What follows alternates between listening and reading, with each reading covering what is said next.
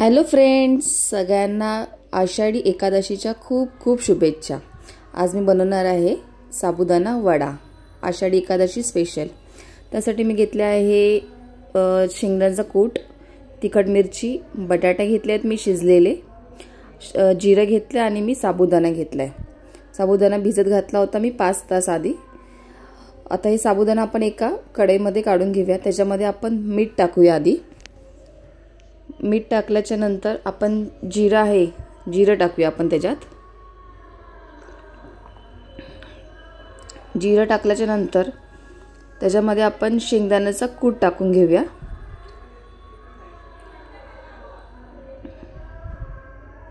शेंगदाण्याचा कूट टाकून झालं, त्याच्यामध्ये आपण तिखट मिरची मी कापली होती बारीक, ते आपण टाकून घेऊया। आणि नंतर लास्टला आपण बटाटे जे बॉईल करून घेतले ते आपल्याला त्याच्यामध्ये टाकायचे आहेत।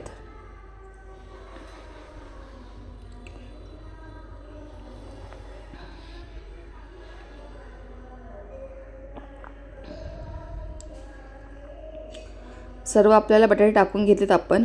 आता आपल्याला हे व्यवस्थित पूर्ण मिक्स करून घ्यायचं आहे। सगळं एकजीव झालं पाहिजे।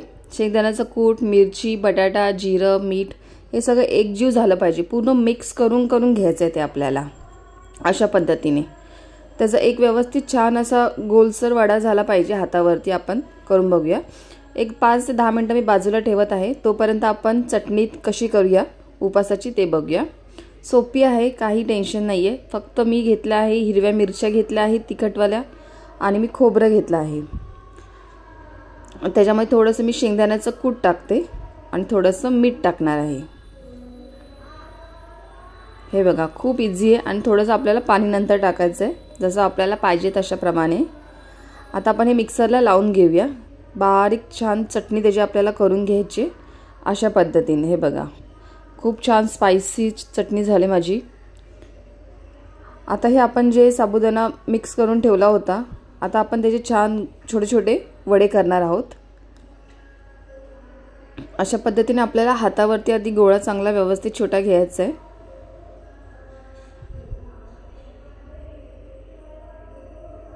हे बघा, खूप इझी आहेत आणि खायला पण खूप टेस्टी लागतात, एकदम क्रिस्पी लागतात खायला पण। अशा पद्धतीने आपल्याला गोल करून घ्यायचं आहे। हे बघा, आज आमच्या इथे ना प्रोग्राम आहे आषाढी एकादशीचा स्वामींच्या मठात।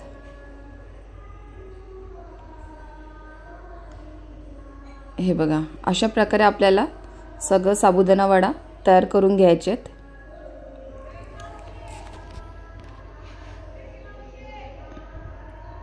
आणि खूप छान लागतात, स्पायसी पण छान झालेत, हिरव्या मिरच्या टाकल्यात म्हणून आपण।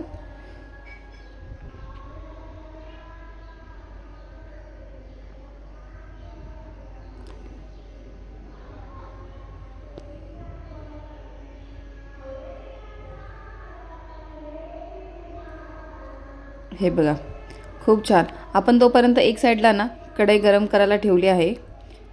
तेल खूप व्यवस्थित आपल्याला छान गरम करून घ्यायचं आहे। आणि नंतर त्यामध्ये आपल्याला एक एक वडा, साबुदाणा वडा आपल्याला त्याच्यामध्ये सोडायचा आहे।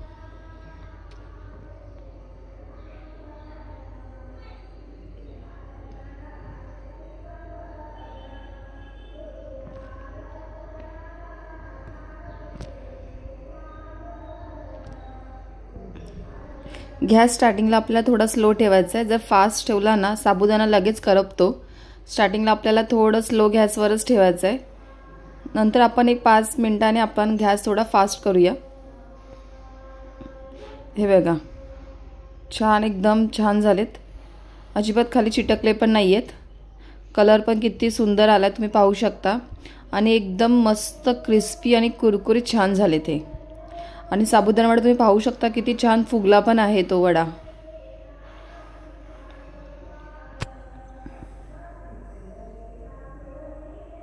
हे बघा, किती छान दिसतात पण छान, आणि खायला पण खूप छान वाटतात।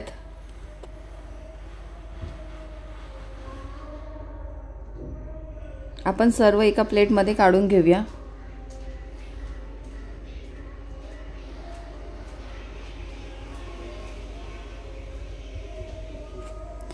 अशाच पद्धतीने आपल्याला जे बाकीचे साबुदाणा वडा आहेत ते अशाच पद्धतीने आपल्याला डीप फ्राय करून घ्यायचे आहेत.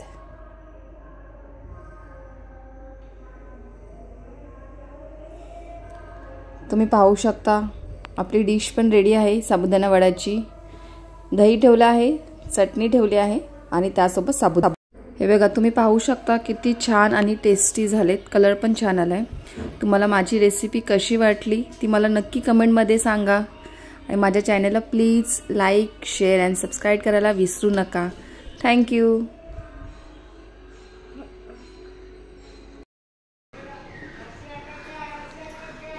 पप्पा, आषाढी एकादशी स्पेशल साबुदाणा वडा टेस्ट करा ना. अरे वा, दिसायला तर छान दिसतो आहे. टेस्ट करून बघूया. बियान तू खाणार का? दही आणि चटणी आहे. हो, अतिशय उत्कृष्ट आणि रुचकर झाला आहे. छान झालंय ना? हो, एकदम क्रिस्पी झालंय. क्रिस्पी झालंय ना? क्रिस्पी झालाय, सुंदर. थँक्यू. काही प्रॉब्लेम नाही.